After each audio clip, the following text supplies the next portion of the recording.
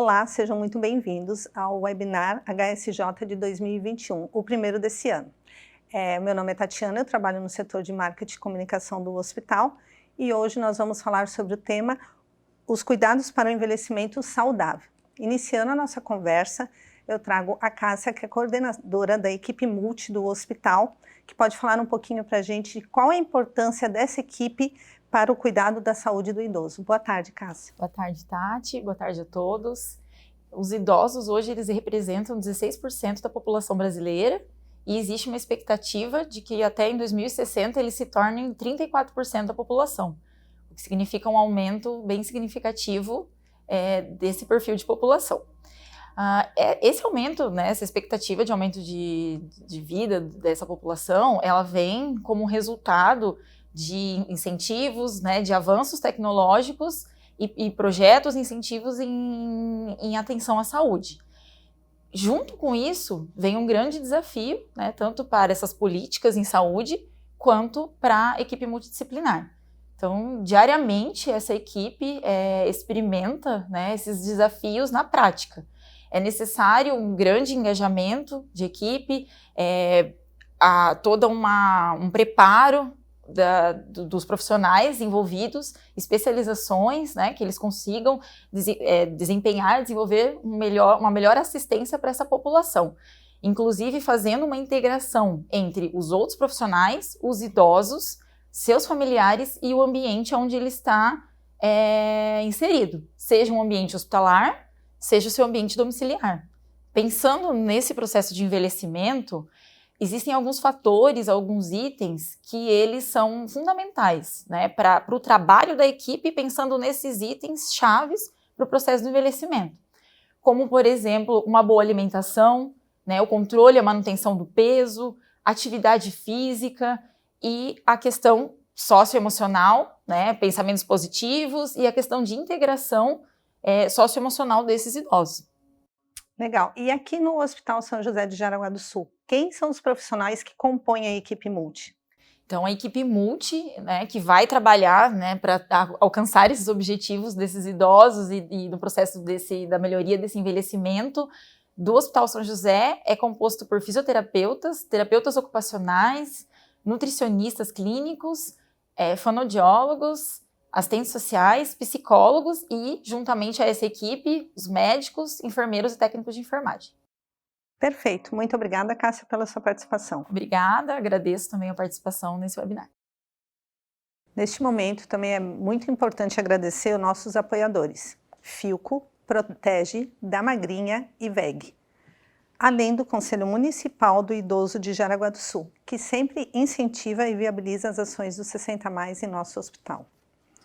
Para dar sequência ao tema, eu chamo o Dr. Roberto, especialista em clínica médica, médico responsável pelo programa 60+, e pós-graduado em cuidados paliativos, assim como Joyce, nutricionista do programa 60+. Sejam bem-vindos. Dr. Roberto, qual a rotina de cuidados com a saúde que o idoso deve ter? A rotina de cuidado é o que todo mundo deveria ter, O idoso, como a gente sabe que as demandas acabam sendo maiores, mas o foco é na prevenção das doenças, Hoje em dia, com a situação atual também, ficou bem claro para a gente a importância da atividade física, da boa nutrição, do equilíbrio alimentar, e o foco é esse.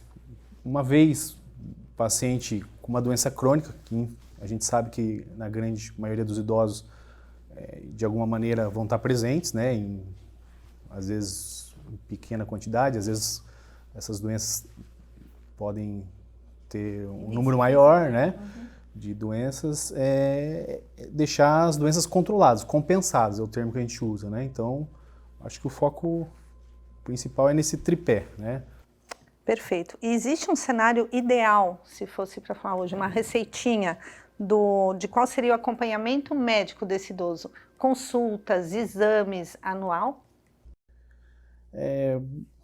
Aí a gente vai tocar naquele ponto da relação médico-paciente, Um médico da sua confiança, que aí pode ser o médico da saúde da família e comunidade, um geriatra, um especialista em clínica médica, um clínico geral, ou o seu cardiologista, um nefrologista. Às vezes o paciente tem uma demanda maior, uma doença crônica mais estabelecida, mas o importante é não perder o foco da prevenção das outras situações que também podem fazer parte da perda de saúde do paciente, né? Então, focar na prevenção, de novo, é o principal. Não esperar, né, doutor? Porque eu acho que em muitos casos, né, o paciente espera, né, estar numa situação crônica para ir talvez procurar, né, auxílio médico, né? Uhum.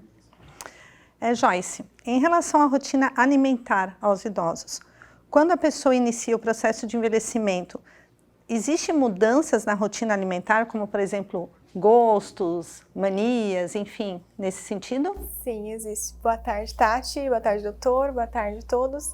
Então, assim que o paciente, o idoso, né, ele entra nesse processo de envelhecimento, existem diversos fatores que acabam afetando e alterando ali as mudanças alimentares. Esses fatores eles podem estar associados com o meio que o idoso está convivendo, com a socialização, com até a capacidade funcional dele e o próprio envelhecimento. Então, as mudanças mais comuns são as mudanças, né, da cavidade oral, por exemplo, que acaba prejudicando a mastigação do idoso, geralmente associado com as próteses dentárias que ficam soltas, né? Ele acaba perdendo peso normalmente, então a prótese fica solta, acaba machucando, trazendo problemas dentários para o idoso. E assim ele acaba excluindo na sua vida, no seu dia a dia, alguns grupos alimentares.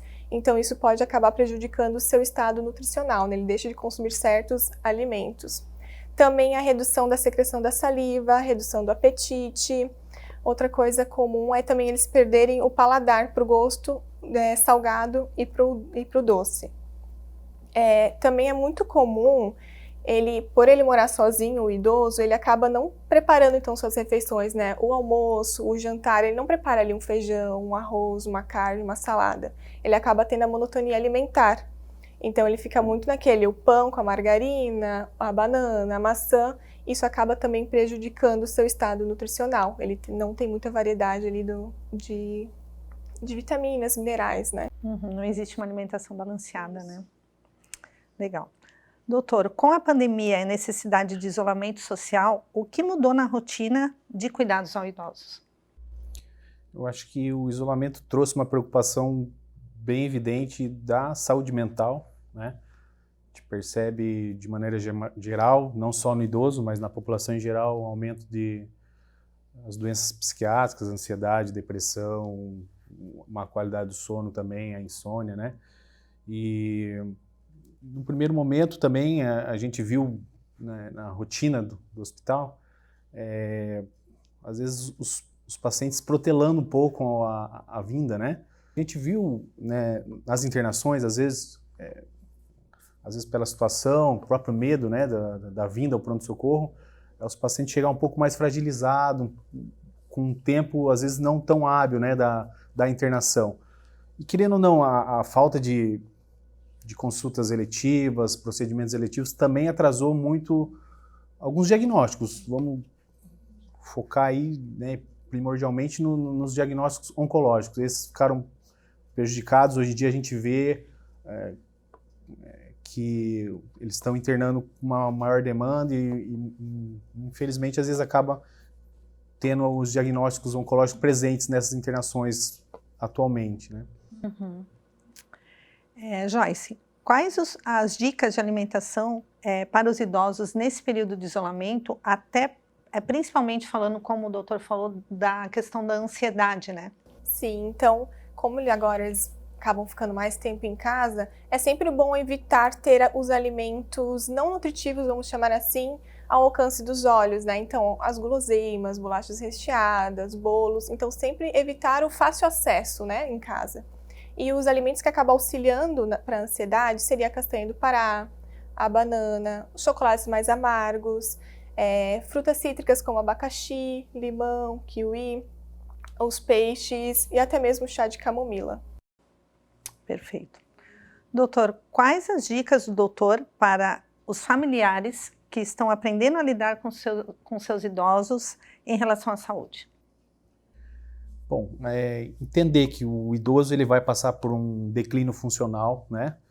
E isso tende, com o decorrer do tempo, ser um processo lentificado, né? O familiar que melhor conhece o idoso, né, e no caso o nosso paciente, ele pode perceber às vezes alguma mudança comportamental brusca, alguma mudança funcional um declínio funcional muito rápido, e aí se atentar. Eu acho que o foco do familiar é mais na atenção do cotidiano mesmo, alguma mudança muito brusca da situação clínica do paciente, do estado de saúde dele, né? Estar sempre atento aos sinais, né? Sinais de mudança muito repentinas, né? Ok. Joyce, de que maneira a alimentação pode influenciar no envelhecimento e quais os principais cuidados na alimentação de um idoso para uma vida mais saudável? Então, acho legal contextualizar que existem 2 processos de envelhecimento. O envelhecimento a senescência, né, que é o envelhecimento de a forma fisiológica, então que são as alterações que ocorrem no organismo que não resultam em doenças como o aparecimento de rugas, os cabelos brancos, a redução da estatura. E o outro processo de envelhecimento é a senilidade, então que é o patológico. A senilidade ela é um processo de envelhecimento patológico, então, que ela acaba definida pelas alterações resultantes no organismo do paciente que acarretam doenças, que acomete a sua funcionalidade, sua qualidade de vida, que muitas vezes é associada, então, à hipertensão arterial sistêmica, diabetes mellitus, às doenças pulmonares, insuficiência renal. E a alimentação do idoso, ela é, vamos dizer assim, a chave para a prevenção e o tratamento das doenças crônicas que são associadas ao envelhecimento. E algumas dicas, assim, de alimentares, nós temos o Ministério da Saúde que ele traz os 10 passos para a alimentação saudável para o idoso. Ele traz em tópicos, né? Claro, tem dicas, observações, vou citar os tópicos. Então, o primeiro seria não pular as refeições, então ter o café da manhã, o almoço, o jantar, 2 lanches saudáveis no dia. Consumir diariamente 6 porções de cereais, então seria o pão, o arroz, as massas, também tubérculos como a batata, raízes como o aipim, preferência os alimentos na sua forma integral. Também consumir diariamente, no mínimo, 3 frutas, 3 verduras ao dia. O arroz e feijão, nosso famoso arroz e feijão, é muito importante consumir diariamente, ou pelo menos 5 vezes na semana, que é a nossa fonte de proteína, né, completa.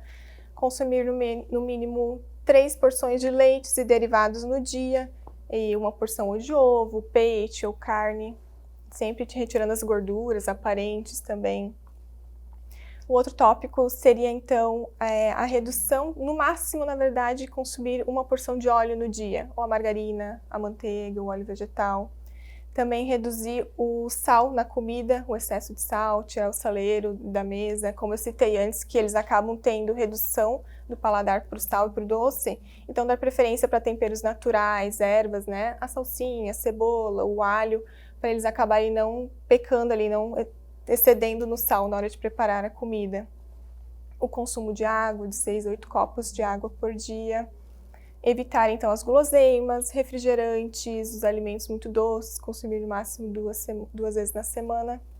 E também ele traz a prática do exercício físico, né? No mínimo 30 minutos por dia, evitando o consumo de álcool e o fumo.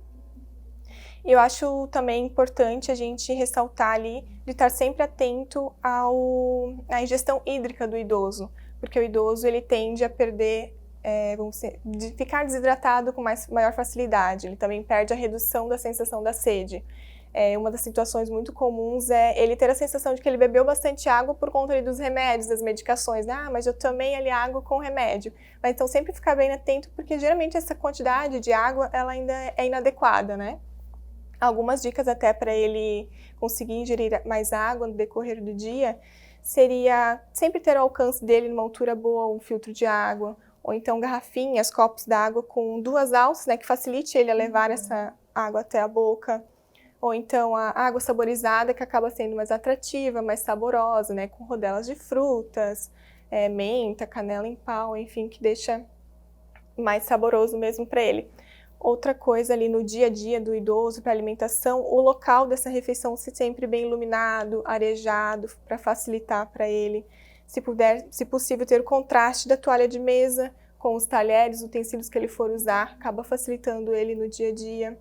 Ali o espaço de circulação também, um espaço livre, com uma boa circulação para o idoso, a mobília mais adequada também. Tudo isso, pequenos detalhes que acabam facilitando ele ali na hora dele conseguir se alimentar nas refeições.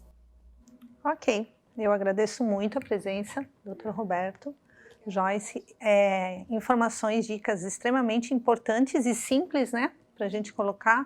Eu acho que o principal é a gente estar atento mesmo, né, aos nossos idosos. Muito obrigada para quem nos acompanhou e até o próximo programa.